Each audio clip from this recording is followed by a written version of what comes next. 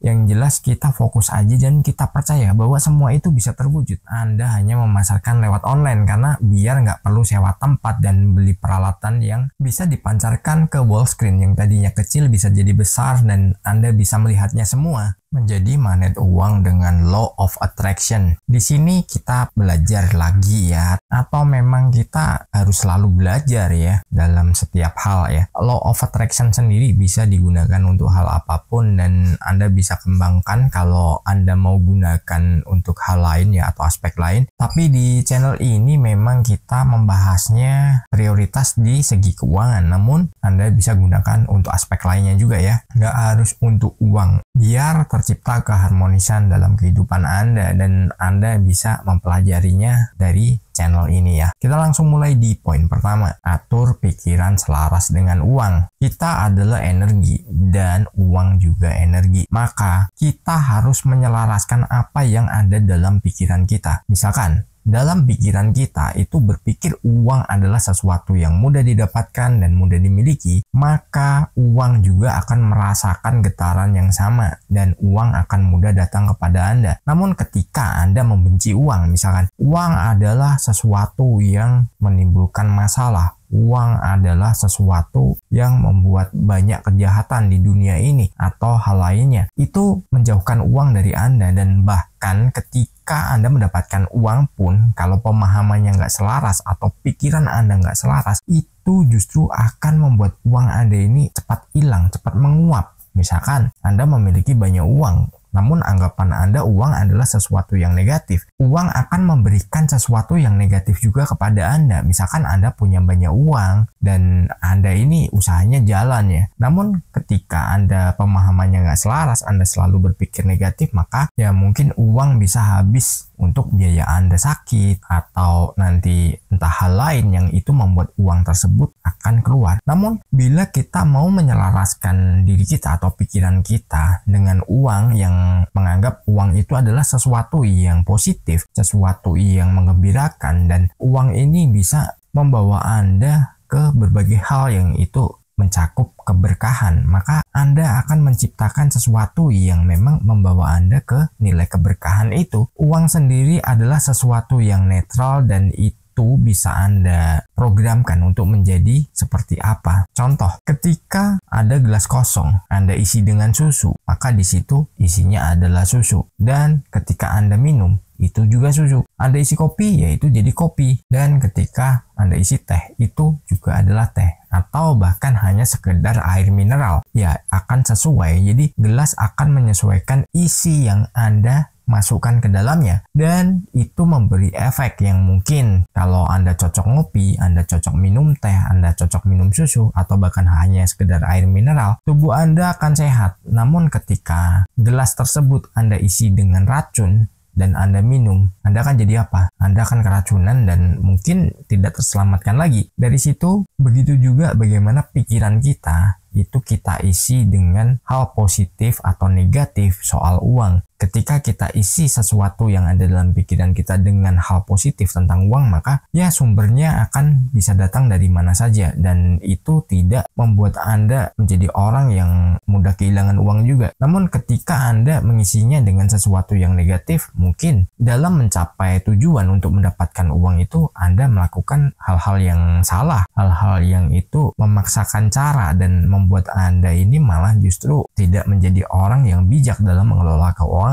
Silahkan Anda mau pilih yang mana, Anda mau program yang mana, Anda bagaimanakan uang ketika datang kepada Anda. Apakah Anda bisa menyelaraskan pikiran? Silahkan tulis di kolom komentar, kita diskusikan bersama ya. Dan kita lanjut di poin kedua. Metode seolah-olah. Anda pengen punya penghasilan berapapun, itu tidak salah. Dan itu bisa Anda gunakan metode seolah-olah ya. Jadi meskipun Anda belum mendapatkannya, Anda rasakan dalam perasaan Anda dan gambarkan dalam pikiran Anda, seolah-olah Anda sudah mendapatkannya dan Anda sudah menikmatinya. Mungkin Anda bisa menggambarkan, oh penghasilanku aku gunakan untuk membeli sesuatu yang itu merupakan kebutuhan dan sisanya aku investasikan. Itu dilakukan berulang-ulang ya. Seolah-olah udah punya aja, meskipun itu belum, gak apa-apa. Itu juga gak bayar kan? Apa susahnya sih? Kadang ada orang yang udah sesuatunya nggak bayar, sesuatunya tinggal jalankan, tapi malah berpikirannya negatif. Itu banyak juga. Padahal kita berpikir negatif dan positif itu sama ya. Kita berpikir positif, itu hasilnya pasti akan positif. Kita berpikir negatif, hasilnya akan negatif. Maka apa salahnya ketika seolah-olah kita sudah memiliki apa aja yang kita inginkan, terutama uang misalkan, kesehatan mungkin, atau rumah impian, atau apapun yang menjadi tujuan hidup Anda dan Anda pengen memiliki itu semua, ya itu adalah sesuatu yang bisa Anda programkan. Seolah-olah aja Anda sudah memilikinya, Anda sudah mendapatkannya, dan Anda rasakan bahagianya ketika Anda sudah memiliki itu semua. Misalkan nih, Anda dulu nggak punya motor, atau motor Anda ini udah motor tua, udah nggak layak sebenarnya ya, hanya jadi bahan koleksi seharusnya, namun Anda masih gunakan untuk aktivitas harian. Dari situ Anda pengen nih ada motor keluaran terbaru, katakan ya PCX gitu ya, Honda PCX, bukan sponsor ya, tapi kalau Honda mau kasih sponsor juga boleh. Dari situ ketika Anda pengen motor seperti itu, mungkin Anda berpikirnya harganya mahal, wah duitnya belum ada, atau kapan ya bisa punya ya, karena motorku udah nggak layak. Ketika Anda imajinasikan nih, Anda sudah memilikinya, Anda sudah mengendarainya untuk bekerja, untuk jalan-jalan dengan pasangan, atau untuk jalan-jalan dengan anak Anda, rasakan bahagianya ketika memiliki itu. Jangan pikirkan sumbernya juga nanti dari mana atau prosesnya bagaimana, nikmati aja. Pokoknya cuman kita seolah-olah kita berimajinasi kan hal yang biasa gitu. Mungkin sebelum tidur Anda berimajinasi nih naik motor PCX, perjelas warnanya apa, terus nanti Anda mau pakai untuk kemana, untuk ngapain, untuk ngangkut rumput juga boleh, untuk ngangkut buah-buahan juga boleh, untuk jualan sayur keliling juga boleh, untuk Anda ngantor juga boleh ya. Jadi bebas Anda mau gunakan untuk apa. Ketika Anda sudah berimajinasi seperti itu dan tidak memikirkan nanti dapatnya gimana, datangnya dari mana, apa bisa atau enggak. Nah, ketika Anda sudah tidak berpikir seperti itu, Anda hanya fokus seolah-olah Anda sudah memilikinya, Anda sudah mengendarainya. Tiba-tiba nih ketika Anda sedang beli sesuatu, mungkin wafer atau apalah, dan di situ ada undian, Anda masukkan di kotak undiannya di tempat Anda membelinya, dan tiba-tiba pas pengumuman Anda dapat. Itu kan juga hasil dari apa yang Anda refleksikan dari pikiran. Ini kita ngomong seputar untuk barang, dan ini bisa digunakan untuk uang juga. Ketika kita menjalankan segala sesuatunya hanya seolah-olah, hasilnya itu bukan seolah-olah. Karena apa? Kita ini direspon oleh energi yang kita kirimkan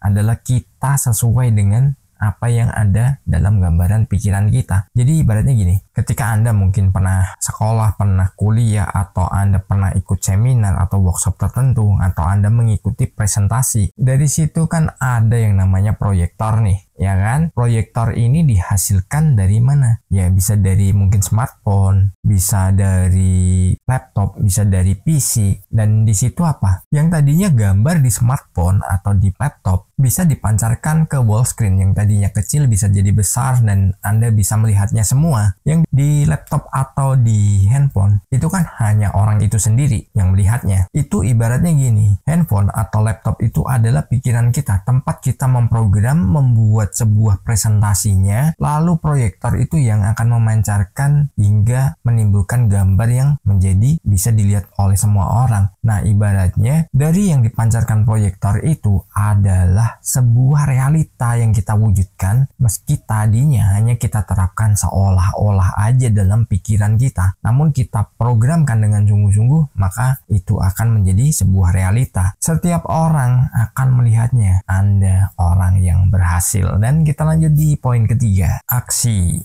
Nah, ketika kita udah melakukan penyelarasan pikiran, terus ilmu seolah-olah, kita juga harus take action ya. Take action ini nggak harus yang dramatis gitu, enggak, tapi Anda bisa lakukan begini ya. Mungkin kegiatan Anda ini sebagai freelancer di rumah, ya jalankan aja. Anda sebagai content creator, ya jalankan aja. Anda ini orang yang membuat sebuah produk, namun Anda hanya memasarkan lewat online, karena biar nggak perlu sewa tempat dan beli peralatan yang Anda gunakan untuk jualan. Ya jalankan aja, nggak perlu menunggu segala sesuatunya siap. Melangkah dulu yang pentingnya. Anda melangkah terus, nanti biar semuanya itu siap seiring berjalannya waktu. Ada kan orang yang berpikiran, wah ini udah jalanin ini tapi kok hasilnya masih begini. Ya kita kan nggak tahu kapan nanti boomingnya. Yang jelas kita fokus aja dan kita percaya bahwa semua itu bisa terwujud. Nah ketika sudah booming, entah itu nanti Anda sebagai content creator, Anda sebagai freelancer, mungkin desain website dan lain sebagainya, atau Anda yang berjualan secara fisik ya. Dari situ ternyata ada momen yang membuat itu booming, ternyata banyak yang cari. Ya itu kesempatan Anda untuk menjadi besar dan Anda akan semakin banyak dicari orang dan Anda nggak perlu aksi yang neko-neko, yang penting mulai aja dulu. Sukses berkelimpahan. Di layar kecil ku temukan channel yang beri harapan. Hai Albert, kau menyapaku dengan cinta dan pesanmu tentang cara menarik semesta dengan hati dan pikiran terbuka. Kau ajarkan hukum tarikan.